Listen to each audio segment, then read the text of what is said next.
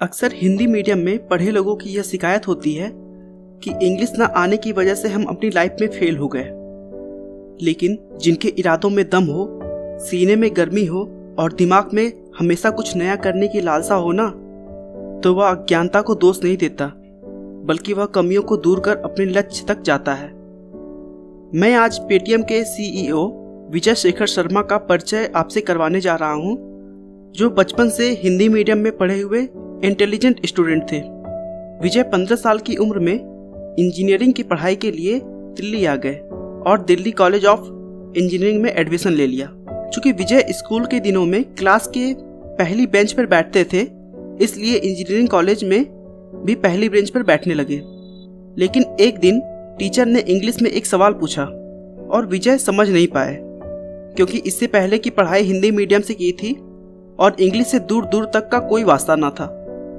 उस दिन विजय को काफ़ी शर्मिंदगी महसूस हुई और क्लासमेट ने भी उनका बहुत मजाक उड़ाया। इसके बाद से वह लास्ट बेंच पर बैठने लगे। कहते हैं कि आपकी कमजोरी कभी आपको फायदा भी पहुंचा सकती है। विजय ने क्लासेस छोड़ना स्टार्ट कर दिया और लाइब्रेरी में जाकर बैठने लगे। विजय ने लाइब्रेरी में बहुत सारी सक्सेस स्टोरीज पढ़ी। सक्सेस स्टोरी ने विजय को काफ़ी प्रभावित किया। स्टोरीज ने विजय की इंग्लिश को तो अच्छी कर ही दी और साथ ही साथ उनके सोच को भी बदल दिया। यही कारण है कि विजय ने खुद का बॉस बनने की सोच ली। उसके बाद कंप्यूटर लैब में जाकर विजय ने कोडिंग भी सीख लिया। इसी अनुभव से 1997 में अपने क्लासमेट हरिंदर के साथ मिलकर IndiaSite.net की डिजाइनिंग किया।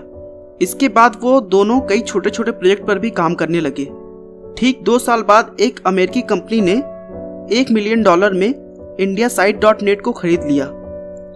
2001 में विजय ने अपने 2 दोस्तों के साथ मिलकर साउथ दिल्ली में एक छोटे से रूम को किराए पर लेकर प्रति दोस्त 5-5 लाख रुपए लगाकर 197 नाम से एक कंपनी बनाया, जो मोबाइल यूजर्स को मोबाइल कंटेंट जैसे न्यूज, SMS, रिंगटोन और जोक्स जैसी सेवाएं प्रदान करता था। पर 9/11 को हुए अमेरिका पर आतंकी हमले के कारण 197 का बिजनेस काफी स्लो हो गया और जल्द ही कंपनी का फंड भी खत्म हो गया। इससे निराश पार्टनर भी भाग खड़े हुए। 2 सालों तक यही स्थिति बरकरार रही। 2003-04 के संघर्ष के दिनों में विजय दूसरी कई जॉब्स करके अपनी कंपनी को जिंदा रखने की कोशिश कर रहे थे। अपने स्टाफ कर्मचारियों को सैलरी विजय ने दोस्तों रिश्तेदारों से 24% की सालाना ब्याज दर पर पैसा लोन लेकर किया।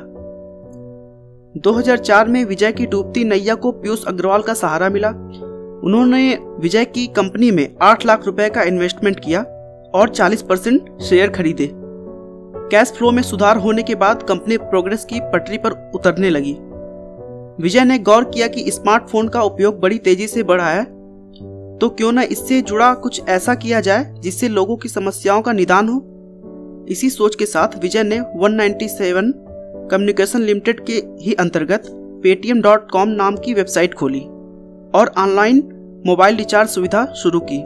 बाजार में कई अन्य वेबसाइट भी थी जो कि मोबाइल रिचार्ज की सुविधा देती थी, पर पेटीएम का सिस्टम उनकी तुलना में बहुत ही सरल था।